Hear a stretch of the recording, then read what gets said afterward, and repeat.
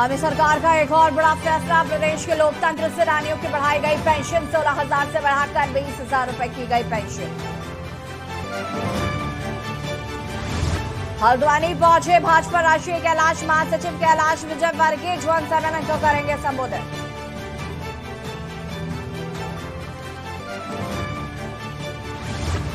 देहरादून में valley of wonders literature festival 12 नवंबर से शुरू होगा। वैली ऑफ वंडर्स फेस्टिवल राज्यपाल जनरल गुरमीत सिंह करेंगे शुभारंभ। आज उत्तराखंड पहुंचेंगे स्वामी अभिमुक्तेश्वरानंद सरस्वती। 200 वर्ष बाद जोशीमठ में एक साथ होंगे 3 शंकराचार्य।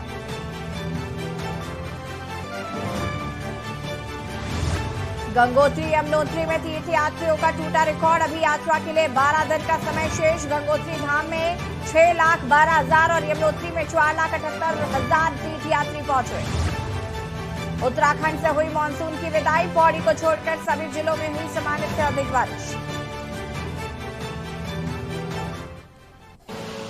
आप देख रहे हैं के न्यूज, खबरों का सारथी। नमस्कार, खबर उत्तराखंड में आप सभी का स्वागत है। मैं हूं आपके साथ यश शुक्ला। रुक करेंगे खबरों का। देहरादून से खबर, जहां पर उत्तराखंड से हुई मानसून की विदाई। आपको बता दें कि पौड़ी को छोड़कर सभी जिलों में हुई सामान्य से अधिक वर्षा। मौसम विज्ञान ने आधिकारिक घोषणा की है, मानसून सीजन में हुई सामान्य वर्षा।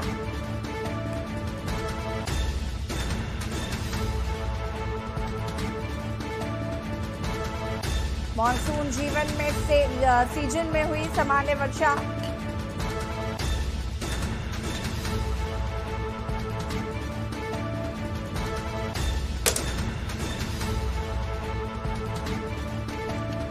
पौड़ी को छोड़कर सभी जिलों में हुई सामान्य से अधिक वर्षा। मौसम विज्ञान केंद्र ने की आधिकारिक घोषणा। मानसून सीजन में हुई सामान्य वर्षा। देहरादून से खबर, उत्तराखंड में हुई मानसून की विदाई।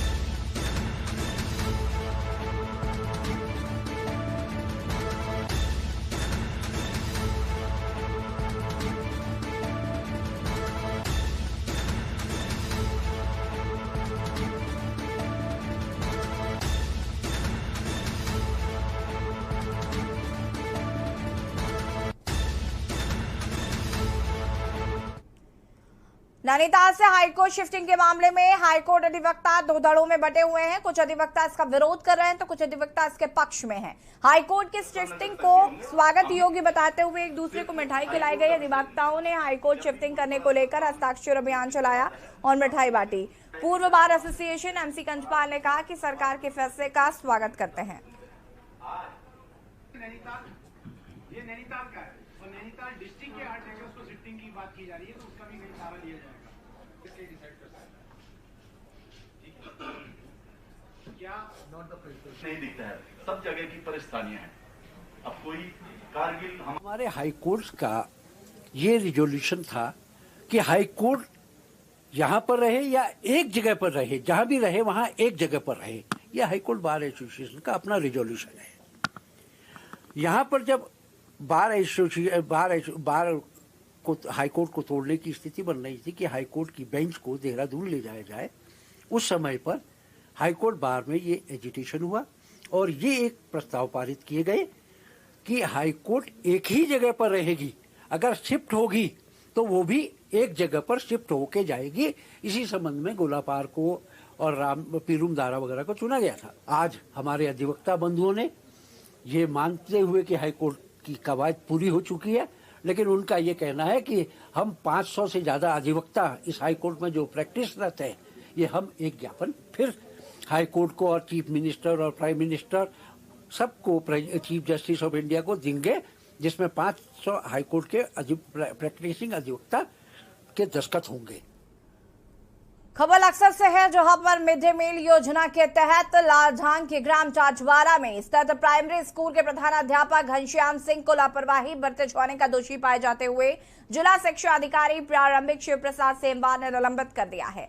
प्राप्त जानकारी के अनुसार जिला शिक्षा अधिकारी प्रारंभिक शिव प्रसाद सेमवाल ने जानकारी देते हुए बताया कि महानिदेशक देहरादून के आदेश के बाद मिड डे मील योजना के तहत प्राइमरी स्कूलों में ब्लॉक स्तर पर टीमें बनाकर निरीक्षण कराया गया, जिसके तहत 31 स्कूलों में निरीक्षण किया गया, जिसमें से 3 स्कूल बंद भी पाए गए हैं।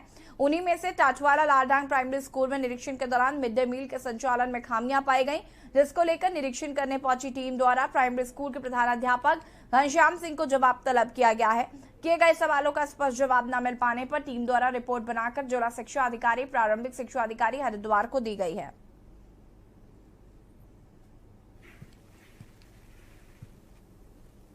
कल तो पूरे जिले पूरे राज्य में मध्याह्न भोजन योजना और स्कूलों की अन्य जो गतिविधियां हैं उनके मॉनिटरिंग के लिए पूरे राज्य के अंदर महानिदेशक महोदय के आदेश पे निरीक्षण किया गया था। उसमें मिड डे मील का निरीक्षण मुख्य रूप से था और मैं उसके पीछे बताना चाहूँगा कि हरिद्वार से ही कोई शिकायत व्हाट्सएप पे गई महानिदेशक महोदय को कि 70% स्कूलों में अतिरिक्त पोषण नहीं बन रहा है। उनसे आश्वस्त की और ये भी स्वीकार किया कि 1 साल से उन्होंने कोई अतिरिक्त पोषण बच्चों को नहीं दिया। और खबर रुड़की से, जहां पर आईआईटी में 3 दिवसीय वार्षिक उत्सव थोम्सो 2022 का आगाज हो चुका है। वहीं महोत्सव में शामिल होने के लिए विभिन्न संस्थानों से दूर दराज से छात्र छात्राओं का जमावड़ा लगना शुरू हो गया, जिसको लेकर सुरक्षा के कड़े इंतजाम प्रबंधन के द्वारा आईआईटी रुड़की परिसर में किए गए। वहीं आपको बता दें कि प्रतिवर्ष आईआईटी रुड़की में वार्षिक उत्सव थोम्सो का आयोजन किया जाता है, जिसमें संगीत, नृत्य, नुक्कड़ नाटक समेत कई सांस्कृतिक कार्यक्रमों की धूम रहती है। इस वर्ष थोम्सो 2022 14 से 16 अक्टूबर तक चलेगा, जिसमें विभिन्न शहरों के संस्थानों छात्र छात्राएं शिरकत करने के लिए पहुंच रहे हैं।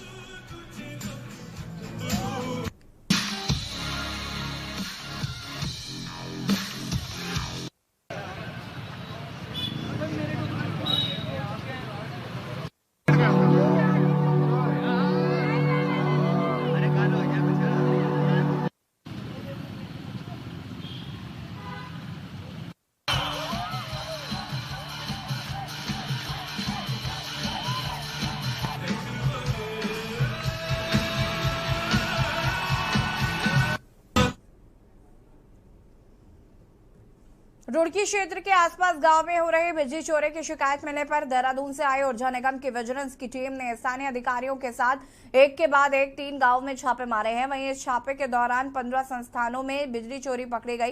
टीम ने यहां से केबल भी जब्त किए हैं। सभी बिजली चोरी के आरोपियों के खिलाफ मुकदमा दर्ज कराया जा रहा है। वहीं आपको बता दें कि ऊर्जा निगम की विजिलेंस की टीम एसडीओ हनुमंत सिंह रावत के नेतृत्व में देहरादून में रुड़की पहुंची। यहाँ से टीम ने एसडीओ अधिकारियों के साथ मिलकर भंगेड़ी, ब्रह्मपुर व बेड़ा गांव में छापे मारे।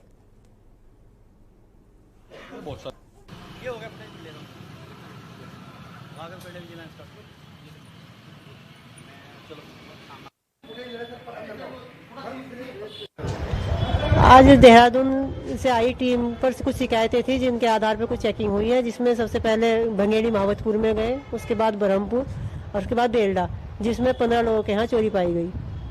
और हाँ, इन सब के खिलाफ मुकदमा दर्ज कराया जा रहा है। आगे भी अभियान जारी रहेगा। शिकायतें बहुत हैं, चोरी भी काफी ज्यादा है। मतलब खबर दिनेशपुर से है, जहां पर हर्षोल्लास के साथ वाल्मीकि रामायण से संबंधित सुंदर सुंदर झांकियों के साथ शोभा यात्रा निकाली गई। वाल्मीकि समाज के लोगों द्वारा वार्ड नंबर 5 भक्ति भाव एवं हर्षोल्लास के साथ महर्षि भगवान वाल्मीकि मंदिर में पूजा अर्चना के बाद शोभा यात्रा निकाली गई, जिसमें रामायण, भगवान शिव, भगवान कृष्ण, भगवान श्री राम, बजरंगबली के रूप में सुंदर सुंदर झांकियां एवं मेहमान कलाकार द्वारा शोभा यात्रा नृत्य प्रस्तुत किया गया।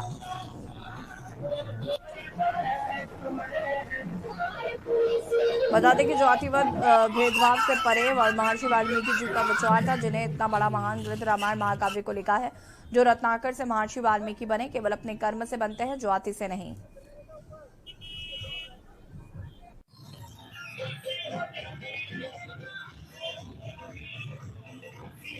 महर्षि वाल्मीकि जयंती की पूरे देशवासियों को बहुत बहुत शुभकामना, बधाई। और यह जयंती मात्र वाल्मीकि समाज के लिए नहीं, पूरी हिंदू जाति के लिए, पूरे देशवासियों के लिए है। मैं पुनः सबको बधाई देता हूँ, शुभकामना देता हूँ। दिनेशपुर में हर जाति धर्म के लोग रहते हैं।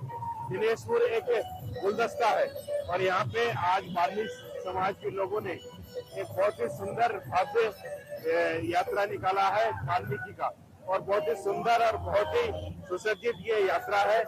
और मैं वाल्मीकि जो यात्रा निकली इसमें पूरे वाल्मीकि समाज को और पूरे भारतवर्ष को और उत्तराखंड के समस्त जनता को मैं दिल के गहराइयों से धन्यवाद करूंगा। कितना सुंदर इन्होंने आयोजन किया है। पूरी टीम को बहुत बहुत धन्यवाद।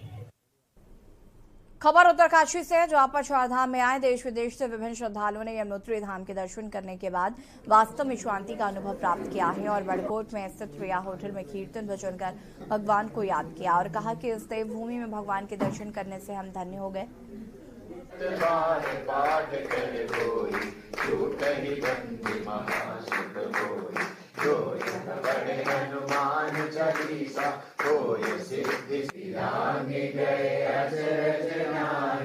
दुर्गम काज जगत के प्रताप महाजगवंदन विद्यावान गुणी अति समभाई सहस बदन तुमरो यश गावे।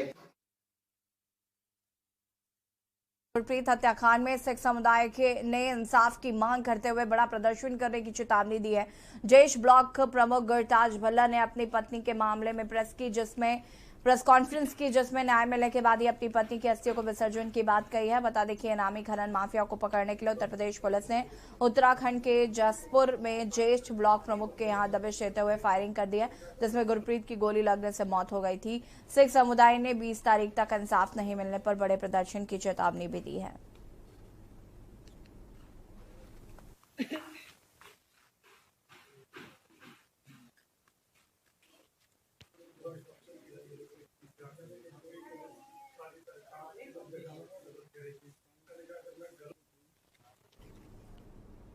खबर अक्सर से है, जहां पर धर्मांतरण कर मुस्लिम से हिंदू बने जितेंद्र नारायण त्यागी उर्फ वसीम रिजवी लव जिहाद और लैंड जिहाद के खिलाफ यात्रा निकाल रहे हैं। हरिद्वार में हर की पैड़ी पर गंगा पूजन कर जितेंद्र त्यागी ने जागरूक यात्रा की शुरुआत की है। हरिद्वार से शुरू होने वाली यात्रा बद्रीनाथ तक जाएगी। यात्रा में जितेंद्र त्यागी के साथ कुछ साधु संत भी शामिल होंगे। जितेंद्र त्यागी का कहना है कि सरकार से देश में एक देश एक कानून लागू किए जाने की मांग को लेकर और साथ ही लव जिहाद लैंड जिहाद जैसे मुद्दों पर लोगों को जागरूक करने की कोशिश उनके द्वारा की जा रही है। गौरतलब है कि जितेंद्र त्यागी उत्तर प्रदेश वक्फ बोर्ड के चेयरमैन रह चुके हैं और धर्मांतरण कर मुस्लिम से हिंदू बने।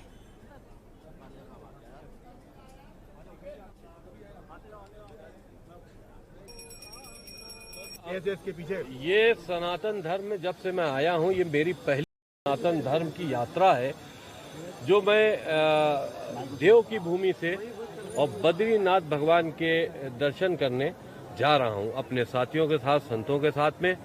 और इसका एक लक्ष्य है, एक देश एक कानून होना चाहिए। तरह तरह के कानून, विशेष तौर पर जो शरीयत के कानून हैं या और दूसरे कानून हैं, वो हमारे कर रहे हैं और तोड़ रहे हैं। जो लैंड जिहाद है, जो लव जिहाद है, वो हमारे देश के लिए, हमारे सनातनियों के लिए सबसे ज्यादा खतरनाक है। और खास करके सनातनी इसका शिकार होते हैं, उनकी लड़कियां, उनकी बेटियां उसका शिकार होती हैं। ये बर्दाश्त नहीं किया जा सकता। देश के प्रधानमंत्री नरेंद्र मोदी और उत्तराखंड के मुख्यमंत्री पुष्कर सिंह धामी की पहल पर ग्रामीण क्षेत्रों की खेल प्रतिभाओं को उभार कर आगे ले जाने के लिए उन्हें राज्य और देश के लिए तैयार करने के उद्देश्य से खेल महाकुंभ 2022 का आयोजन पूरे प्रदेश में किया जा रहा है। इसी कड़ी में धुलवाला विधानसभा के पहाड़ी क्षेत्रों, थानों, न्याय पंचायत के शहीद महाकुंभ 2022 का आयोजन हुआ, जिसमें अंडर 14 व अंडर 18 के स्कूली छात्र छात्राओं ने बढ़ चढ़कर प्रतिभाग किया। 2 दिनों तक चलने वाले खेल महाकुंभ में खो खो, कबड्डी, दौड़, 600 metre, 800 metre, 1500 metre, long jump, गोला फेंक, चक्का फेंक, वॉलीबॉल आदि तमाम खेल प्रतियोगिताओं में छात्र छात्राओं ने प्रतिभाग किया है, जिससे छात्रों में खेल के प्रति भावना जागृत हो और छात्र छात्राएं नशे से दूर रहकर स्वस्थ व निरोगी रहें।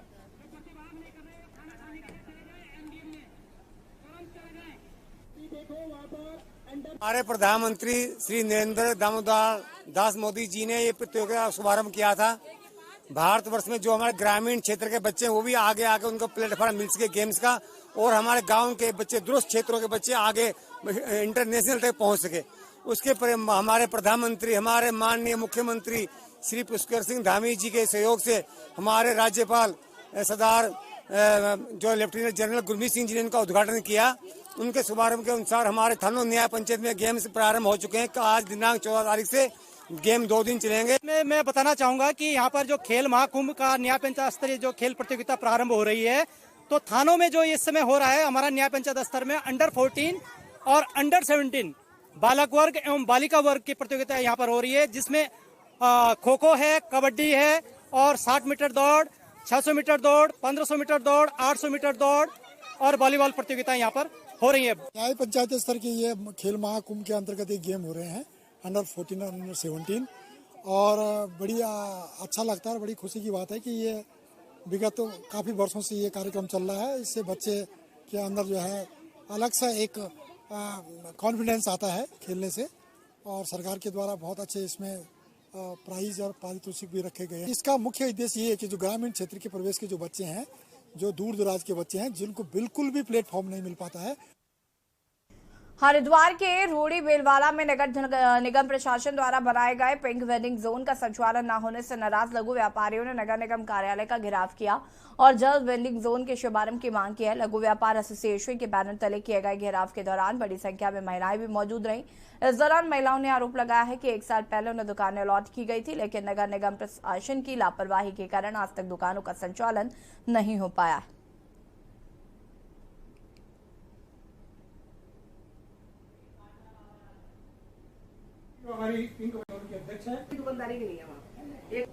रूड़ी बेलवाला में स्थापित किया गया नगर निगम प्रशासन द्वारा, लेकिन वो साल भर हो गया, लेकिन अभी तक वो संचालित नहीं हो रहा है।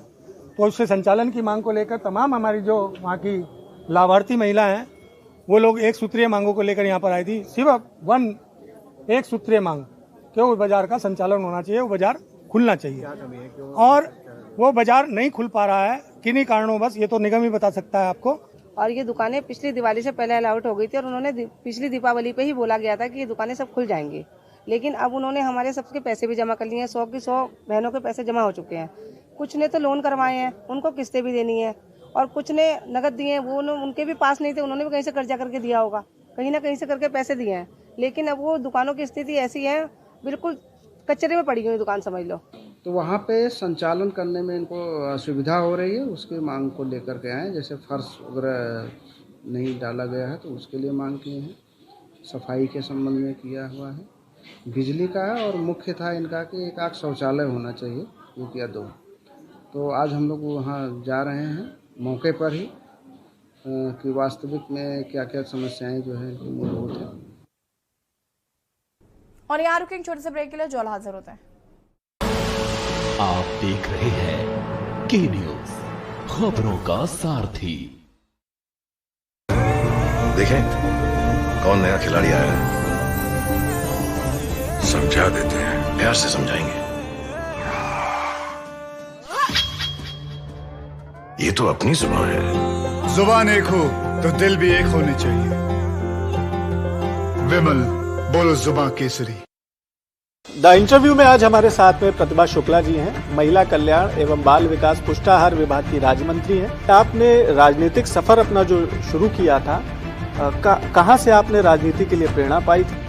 हमने एक ऐसी घटना देखी जो हमारे जीवन को कहीं ना कहीं झकझोर के चली गई कि एक वृद्ध माँ बैठी थी और हम लोग वहाँ पर गए वोट मांगने के लिए। तो कहने लगी, अच्छा एक बात बताइए, मेरा तो कोई है भी नहीं, मेरे बेटे की डेथ हो गई, बहू भी मर गई, बच्चे 4 हैं, क्या आप विधायक बन जाओगी तो मेरे लिए ऐसा कुछ कर दोगी कि हम अपने बच्चों को खाना खिला पाएं? तो उस दिन से ये भावना और दृढ़ हो गई कि हमें विधायक बनना है। महिलाओं के विषय में किन मुद्दों को उठाया था? काम इस समय सरकार जो कर रही है बहुत सराहनीय प्रयास है, इसमें महिलाओं को जरूर काम मिला है। द इंटरव्यू में ब्यूरो चीफ अपूर्व जायसवाल के साथ महिला कल्याण एवं बाल विकास पुष्टाहार राज्य मंत्री प्रतिभा शुक्ला से खास बातचीत देखिए शनिवार रविवार रात 9 बजे सिर्फ के न्यूज इंडिया पर। पहाड़ के सुलगते सवाल, सियासत की बदली चाल और ज्वलंत मुद्दों पर देवभूमि का दंगल सिर्फ के न्यूज इंडिया पर।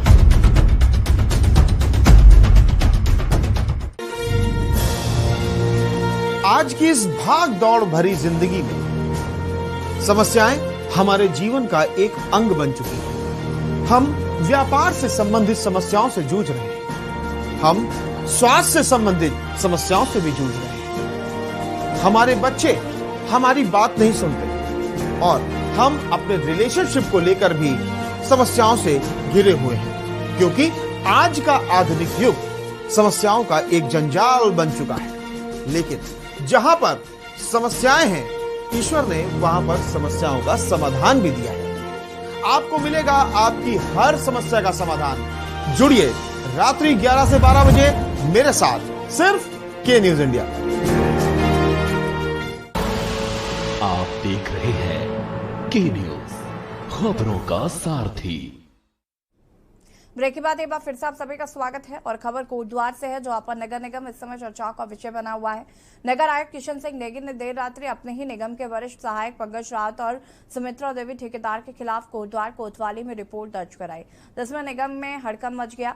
बता दें कि नगर निगम में 23 लाख रुपए का घोटाला हुआ, जिसमें निगम कर्मचारी व ठेकेदार का नाम सामने निकल कर आ रहा है। नगर आयुक्त लंबे समय से निगम में हुए घोटालों की स्वयं जांच कर रहे थे।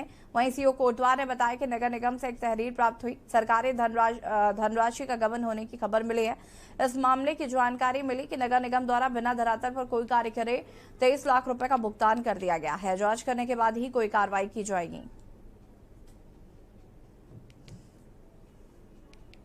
तहरीर नगर निगम के माध्यम से दी गई कि जिसमें उनकी कोटद्वार की नगर निगम की कोई बैलेंस शीट तैयार की जा रही थी, तो उनके ये तथ्य प्रकाश में आए कि किसी ने कूट रचित तरीके से 23,89,000 का कोई मामला कूट रचित तरीके से भुगतान कर दिया गया है। तो उसमें बताते हैं कि ठेकेदार कोई सुमित्रा देवी है और इनके वरिष्ठ सहायक हैं जो कि पंकज राव जी हैं।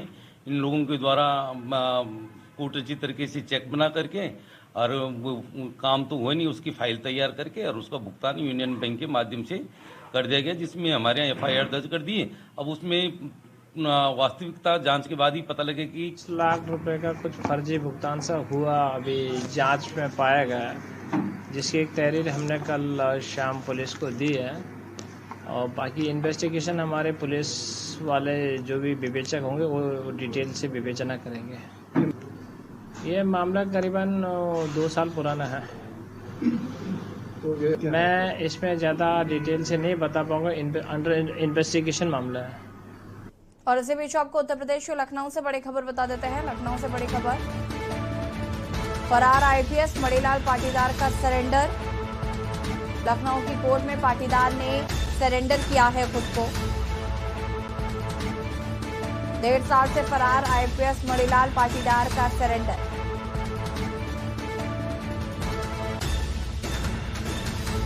लंबे समय से फरार चल रहा था IPS क्रशर कारोबारी इंद्रकांत त्रिपाठी की मौत से जुड़ा ये पूरा मामला है, जिसमें उसकी गिरफ्तारी होनी थी और खुद को उसने सरेंडर किया। एंटी करप्शन कोर्ट में मणिलाल पाटीदार का सरेंडर। SP महोबा रहते हुए फरार हुआ था। कोर्ट ने मणिलाल पाटीदार को भगोड़ा घोषित कर दिया था। पाटीदार के खिलाफ मनी लॉन्ड्रिंग के भी केस दर्ज हैं।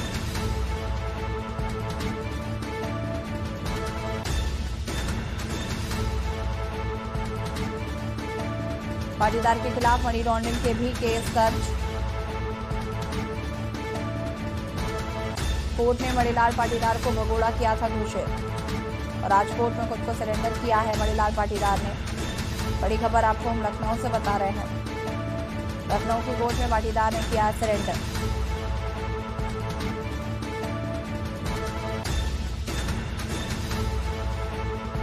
और इसी खबर पर ज्यादा जानकारी के लिए ब्यूरो चीफ अपूर्व जायसवाल हमारे साथ जुड़ चुके हैं। अपूर्व, क्या कुछ जानकारी है इस पूरे मामले को लेकर? यशी मणिलाल पाटीदार की तलाश में काफी समय से पुलिस लगी हुई थी। उनके ऊपर 1 लाख रुपए का इनाम भी घोषित किया गया था। संपत्ति कुर्क करने की बात थी जी। और लगातार पुलिस उनके तलाश में, उनके जो गृह जनपद है, जो गृह राज्य है राजस्थान के डूंगरपुर में, वो लगातार दबिश भी दे रही थी।